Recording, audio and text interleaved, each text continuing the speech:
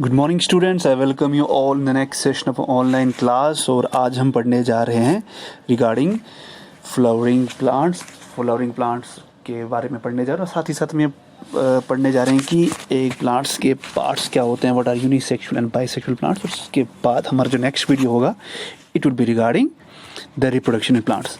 तो सबसे पहले हमें ये पता है कि जो एंजियोस्पर्म्स हैं, दैट मीन्स जो फ्लावरिंग प्लांट्स हैं, उनमें जो फ्लावर होता है, फ्लावरिंग जो है उनमें फ्लावर जो है it acts as a reproductive part, है ना। This flower acts as a reproductive part.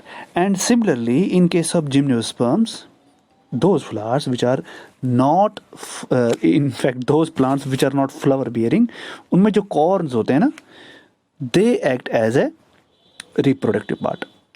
So on your screen within a while दोनों पिक्चर्स रिफ्लेक्ट हो जाएंगी। अभी आपको जो रिफ्लेक्ट हो रही है स्क्रीन पे picture, it is that of A flowering plant. और आप देख पा रहे हैं कि प्लांट में हमारे यहाँ जो पिक्चर में रिफ्लेक्ट हो रहा है, there is a sexual part. This flower acts as a sexual part in case of angiosperms, and in gymnosperms the sexual parts are the corms. ठीक है. So now we will study the flower briefly कि flower के parts कैसे हैं। Exam के point में काफ़ी important question है, कहीं पर एग्जाम में पूछा जाता है। तो सबसे पहले this is a flower in front of you and this middle portion is known as carpel. ठीक है। नाउ कार्पल को हम पिस्टल भी कहते हैं। वैसे दोनों चीज़ें सेम नहीं है, but in many cases carpel is complicated, उसमें हम इसको पिस्टल की तरह पिस्टल नहीं मानते, but generally when it is simple, carpel and pistil are treated as a same thing. ठीक है। सो कार्पल को हम फीमेल रिप्रोडक्टिव पार्ट भी कहते हैं। Carpel is known as female reproductive part. Now, why this is called female reproductive part? As in animals, you know that female produce eggs. वैसे ही this portion of the plant is responsible for the production of eggs. ठीक है. So this carpel is a female reproductive part and this produces eggs. ठीक है. This carpel produces eggs. We can write it. ठीक है. Now moving towards the male reproductive part of this plant, as you can see, जो yellow portion में यहाँ पर टेंट्रिकल्स हैं, टेंट्रिकल्स आपको दिख रहे होंगे, that are called stamens. इनको क्या कहते हैं? Stamens. So this is पहले इसका लिख देते हैं, female reproductive part it produces egg cells. ठीक है. नाउ अब मैं येलो पोर्शन की ओर जाता हूँ. This yellow portion on the left side. पहले ये देखिए बीच में जो मैंने अभी एनसर्कल किया था, दैट पार्ट्स, यहाँ पर एग समवेयर प्रोड्यूस होती हैं. That's why it's called a female reproductive part. ठीक है. Now this is stamen. Now stamen are male reproductive parts. No, male reproductive parts, what they produce? They produce sperms. These are male reproductive parts. ठीक है. तो as an animals male produce sperms, तो यहाँ पर भी दे produce sperms. ठीक है. सो the thing is how to remember what stamen and carpel. इसमें थोड़ा सा आपको टेक्निक बता देता हूँ. as the name indicates, stamen, ठीक है, तो men मतलब मेन रिप्रोडक्टिव पार्ट और कार्पल फीमेल रिप्रोडक्टिव पार्ट. तो स्टेमन को हम ऐसे याद रख सकते हैं कि stamen is relevant to male reproductive part. Okay. So moving forward, now another very important part of the flower जिसको समझना ज़रूरी है और बहुत ही खूबसूरत होता है, दैट इज़, देखिए स्टेमन आपको अंडरस्टूड हो गया, पिस्टल भी अंडरस्टूड हो गया, कार्पल से कहते हैं. ठीक है. Now the another part is, जिसको हम कहते हैं, जिसको पत्तियां कहते हैं, जिसको पेटल्स कहा जाता है. ठीक है. पेड़ की फ्लावर की पत्तियां. Now this petals, what are this functions? They attract the insects, birds. In fact now attraction की ज़रूरत क्यों है? बिकॉज आगे हम पढ़ेंगे that this birds and insects play an important role in pollination. इसको हम आगे फर्दर डिस्क्राइब करेंगे in separate video when we will study the reproduction plants. And the base portion is called sepal. ठीक है.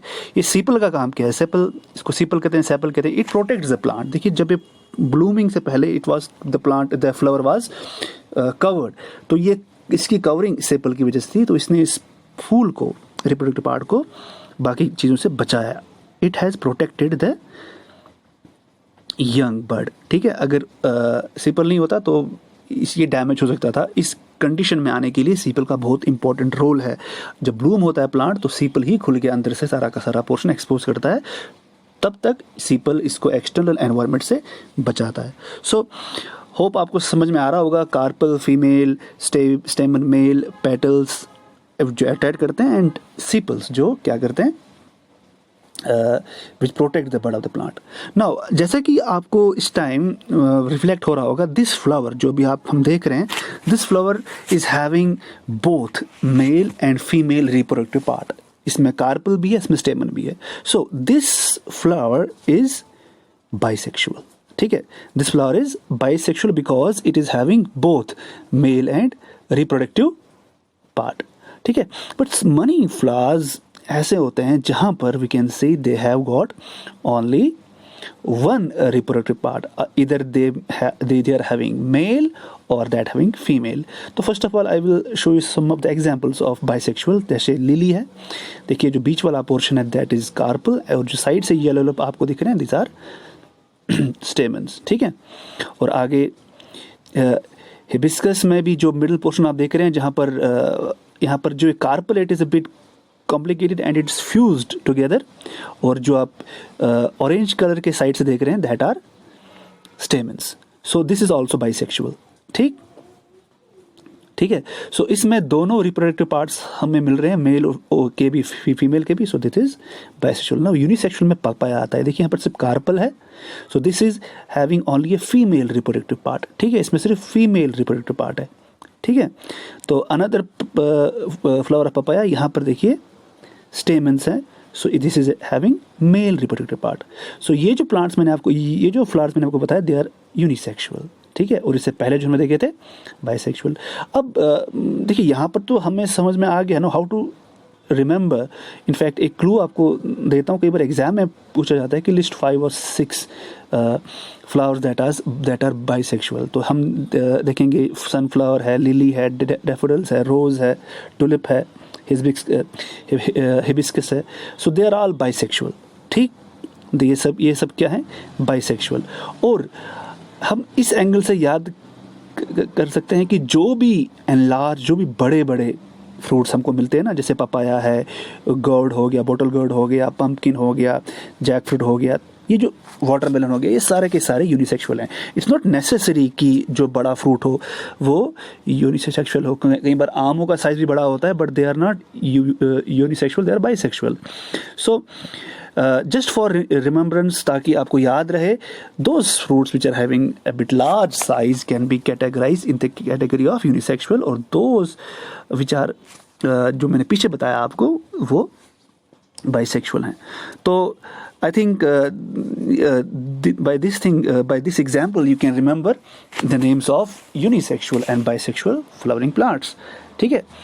तो इस वीडियो को समाप्त हम करते हैं यहाँ पे। We will sum up the video here that हमने पढ़ा कि in flower there are 4 parts, main parts. One is stamen, carpel, petals and sepals. Stamens are the male part, carpels are the female part.